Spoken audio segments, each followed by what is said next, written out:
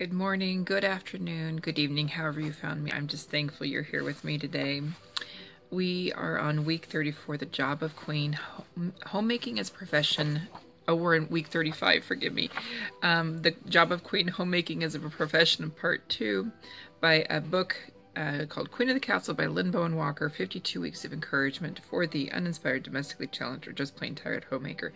You would think I would have that memorized by now, but I don't, because my focus is on other things. I am in the middle of my event season, which is just been phenomenal, and I'm so thankful for that opportunity. And homemaking has been a nice opportunity for me to be where I am today. I didn't have to quit a full-time job to pick up my sewing now that my children are adults and don't need me like they did. They need me in a different way today. Well, our week today, this week, we're just continuing the topic of homemaking as a profession. And I still consider myself a homemaker. My number one job is still to make my home presentable and livable and comfortable and welcoming for my family as well as others. It's unique. It is not a typical Western world-thinking job, and yet it is a job. She talks about how we don't get those accolades like you might in an office or another workspace, but honestly, we ask about our husband's day, our children's day, and so it's always nice when they ask about ours. And I'm very fortunate my family will ask about my day as well. What did you do today?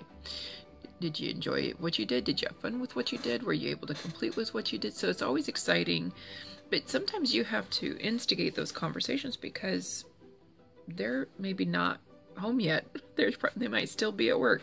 Their brain might still be at work. Whereas we live in our work. We're home. It's really easy to be doing dishes until 9 o'clock at night. I do have to say, though, the biggest reward I have is knowing that I was able to be present, not just physically, but mentally, when my children needed me, when they needed help with a project of sorts or homework, or they needed someone to talk to as they were dealing with certain things. And it's exciting that I have that connection with my children, because today as adults we are very close, and it's just an easier transition. Whereas people I know of who didn't have that, I know have a harder time connecting with their parents as they've gotten older. She talks about, at one point in early motherhood, my goal was simply to keep my boys alive until they reached the age of 2. And you know what? Sometimes that's what we feel like we're doing. We're just constantly putting out fires and trying to make sure they survive. Very thankful none of my children had broken bones. But, you can't prevent all of it. I really loved being home when they were not feeling good and being able to take care of them. She also talks about a family mission statement, and she says hers came up with, I want my home to be a welcoming, comfortable place that reflects Christ and meets people's needs to be loved, nurtured, and listened to. And she encourages us to write our own, but I loved hers so much that was my goal, was to do that.